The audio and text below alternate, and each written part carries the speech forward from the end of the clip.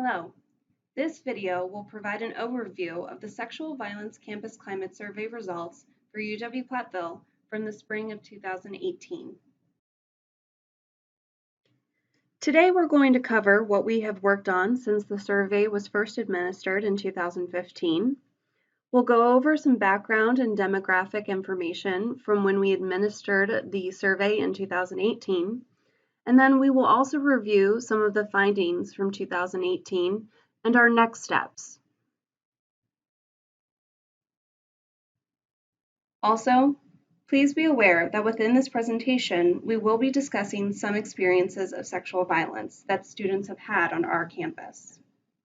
Before we explore some of the findings from the 2018 report, we wanted to share some of the updates of what has occurred since 2015.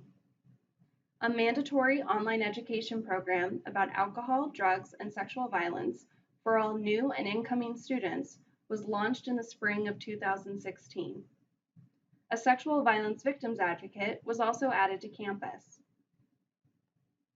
Images were created to advertise and better explain confidential and reporting resources available to students. 3 different resource folders were created regarding sexual assault, stalking, and domestic violence. Each folder contains information about the particular act of sexual violence, resources for reporting, resources to continue to succeed in college, and an explanation of the school's investigative procedure. The sexual misconduct page of the university website was created to explain resources, reporting, and much more.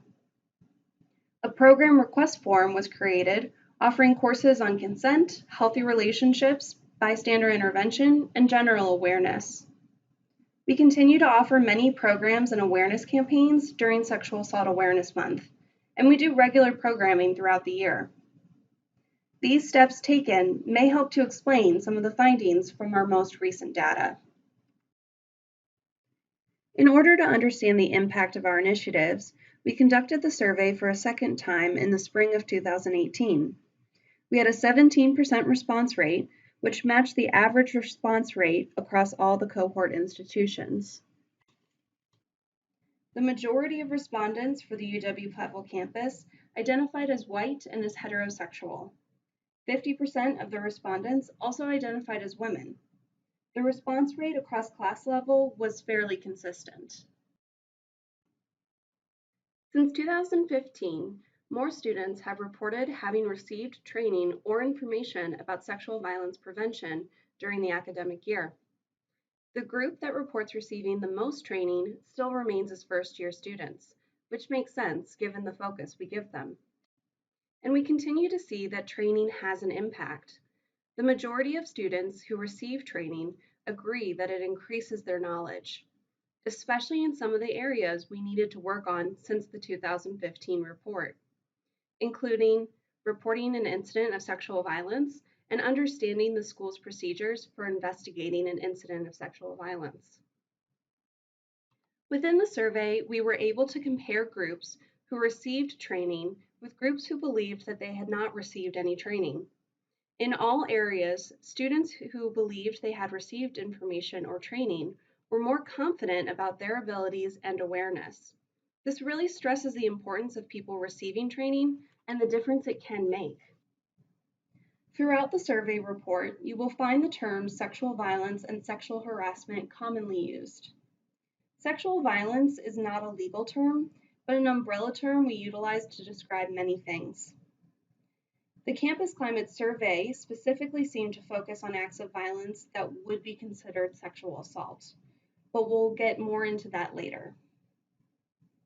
The definition you see for sexual harassment is how it is written in our university policy based off of guidance from the U.S. Equal Employment Opportunity Commission.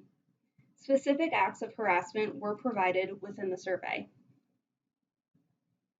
We learned that 65% of respondents experienced at least one form of sexual harassment during the last academic year. As mentioned before, the acts of sexual harassment were broken down. This slide includes some of the less frequent experiences. Most commonly, students experience the harassment in the form of a sexist remark or joke or an inappropriate comment about yours or someone else's body. And where the incidents occur is important to also be aware of. For instance, the most common setting for the occurrence of someone made sexist remarks or jokes in your presence was a social setting at school. Social setting at school was not defined further in the survey. It could be regarded by students as a number of locations, including but not limited to the student center, residence hall common areas, and food service areas where students often congregate.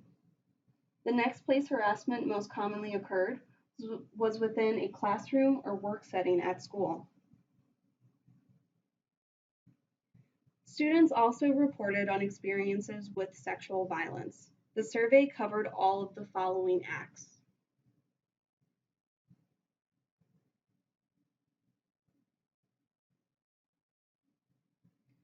13% of Platteville's respondents had experience with at least one act of sexual violence since the beginning of the 17-18 school year. This was larger than the EAB cohort rate of 7%. The data was further reinforced by the data collected by the National Collegiate Health Assessment, also conducted in the spring of 2018. This chart shows a comparison of female-identified students who experienced unwanted touching, penetration attempts, and penetration within the last 12 months.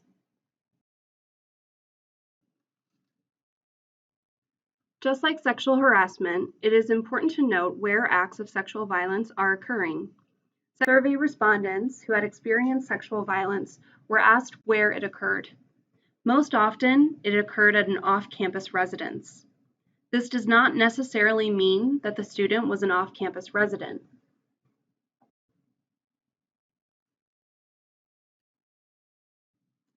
It is also important to note that a large number of respondents had experiences with unwanted sexual contact before they arrived on campus. Even though the event occurred before they were students here, the impact of the event will still affect our students. We were not surprised to find out that most often, if a student chose to disclose what happened to them, they informed a peer. Also, most people did not file a formal report, generally because they felt that what had happened to them was not serious enough to report. 88% of respondents did not receive help in gathering information or finding resources or services. This seems incongruent with students' knowledge of resources. These findings may suggest that further education on how to access these resources and services should be directed towards peers and friends of survivors, since they tend to be a key support. What was really compelling to see was that respondents were more likely to think sexual violence was a problem at the university the longer they stayed, with 62% of fourth-year respondents identifying sexual violence as either definitely or somewhat of a problem. The bottom line is that we all play a role in addressing concerns of sexual harassment and sexual violence on our campus and in the surrounding community. But you may be wondering what that actually looks like. The 2018 report, which can be found online, dives into next steps much deeper, but we wanted to give you a preview of what is to come. We have rebranded and updated our bystander intervention training. There are different versions of this training that can be requested for either student groups or faculty and staff teams. As we have seen from the data, we all need bystander intervention skills to address incidents of sexual harassment in the classroom and in social settings. And we also need those skills to address potential incidents of sexual violence that occur both on and off campus. The Dean of Students Office has also made updates to many of our resources. We are also updating our presentations to not just include resources, but to further explain how to access the resources. We also want to continue to be needs-based and to create new programs that address areas of concern within the data. For example, creating programs that address the relationship between alcohol and consent.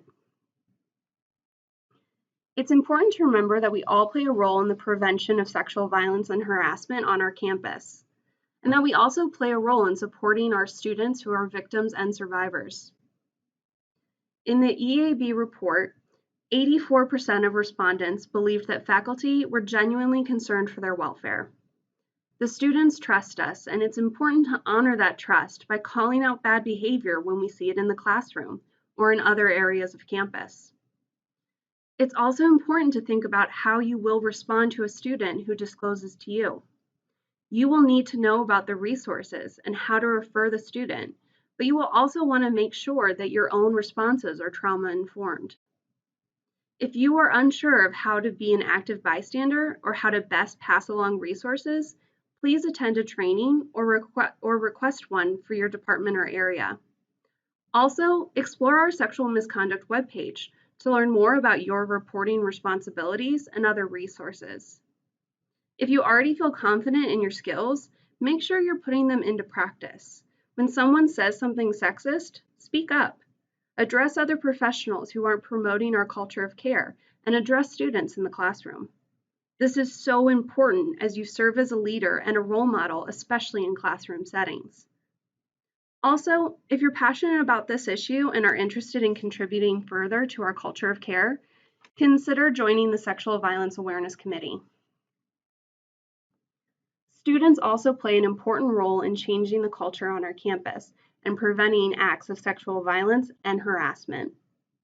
Remember, the respondents who had experienced an act of sexual violence were more likely to disclose to a peer. It's so important that we are proactive about learning about available resources and how to support our peers. It is also important to become an active bystander and to understand those skills, especially when addressing incidents of harassment that occur in social settings and acts of sexual violence that are occurring on and off campus. Also, if you are passionate about this and are interested in teaching others, we have a peer education group through the Dean of Students office. All peer educators are trained as certified peer educators through NASPA. You can read the entire report online, and you can find it in a number of locations on the university website. We really encourage people to look through it. If you have any questions about this presentation or about the final report, please reach out to the Dean of Students office.